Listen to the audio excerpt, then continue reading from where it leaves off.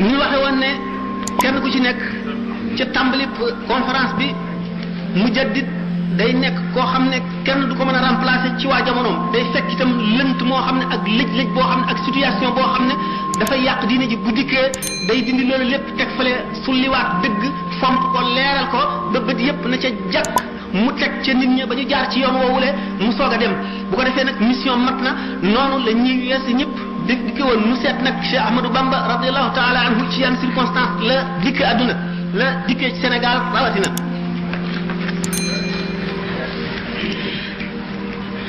dana doy ci nubsa bi gën a gàtt ngeen seet Jazaaw Shakuru jéeri ji ni ko Cheikh Moussa Ka waxe xam ngeen ne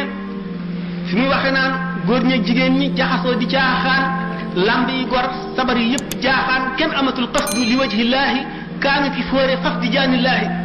l'islam di jooy yi kët ba génn gàddaay ci soowu jant fépp mel ne lambaay Cheikh Bamba dal di ñaan ci barkeb jili ne yàlla may shafi kullu jili maay xaadimu rasul fi suudaani maay ramm xarnu bi ani niiraani lisaanu xaal dal di waxanteeg Bamba ci saaru Yusufa mu téeñu yen ba Bamba ne maay na ma dalug lislaami sëf leen ma jóor leen ma danaa ko jaamu bi muy ñëw fekk na réew mi jaxasoo nga xam ne doyoon na waar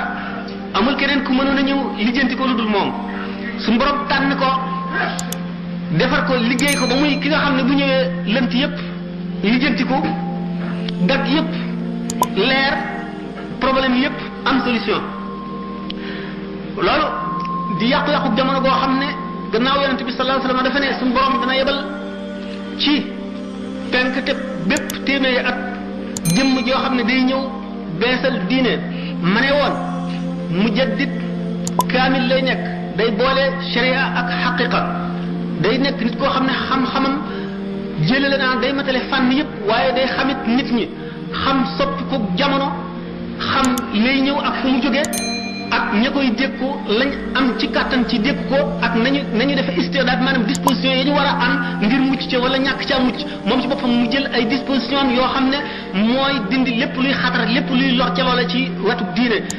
sowee nit ñi nga xam ne kon li ñuy wax sauveur mujaddid moom lay doon buñ seetee nag ñoom ñëpp circonstances yi ñu ñëw circonstances yi Cheikh Ahmadou Bamba ñëw di yi ci gën a lëndëm lii ci gën a lëndëm ndax buñ seetee ci xeeti xam-xam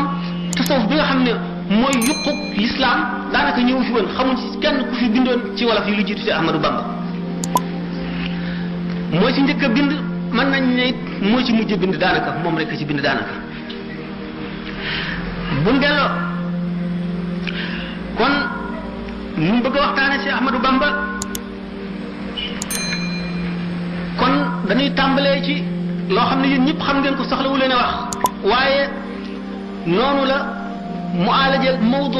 loolu la laaj mu di ni mu fi mu ganee àdduna ci at mi mu di lu ngeen xam ci béréb bi mu di lu ngeen xam ci famille bi mu bokk mu di lu ngeen xam lu loo xam ne daanaka soxlawu leen a wax qad wulida alxadimu alxaaji Xaamid ibnu Usmaan wax alfuuti Talari mu ne qad wulida alxadimu man qad sharaa shariata almuxtaari aama sharaa summa mada li rabbihi aama shumuus wa umruhu aynun wa daalun ka shumuus wa qiila inna umrahu maalu nilta almuna wa sarraka almaalu leylata alarbaa fi lmuharrami min baadi 20 madat faltaslimi wala faltaalami atum sharaa xam ngeen ne Chine si junni at la bi gàddaay gi amee junni at ak ñaari téeméer ak juróom-ñaar fukk mu ngi ci boole alif gi mu di benn ba tey werante la moom al Abdul Xadim bi nga xam ne moo leeralaat sharia al islam mu nekk fi ba jóge fi atum chumus ba tey mu di junni ca tegee ñeen fukk teg ci ñetti téeméer muy junni at ak ñetti téeméer ak ñeen fukk at ak juróom-benn ci leen di wax ba tey mu di koo xam ne ni shaa'ir bi misaale woon nizaamul mulk la mel mu ne kaana al waziru nizaamul mulk lu'lu'atan yatimatan saagaha arrahmanu min sharafi badat falam taarif al ayyaamu qiimataha faraddaha gayratan minhu ila sadafi mu ne benn perub jamaa la woon boo xam ne amul ndend ci adduna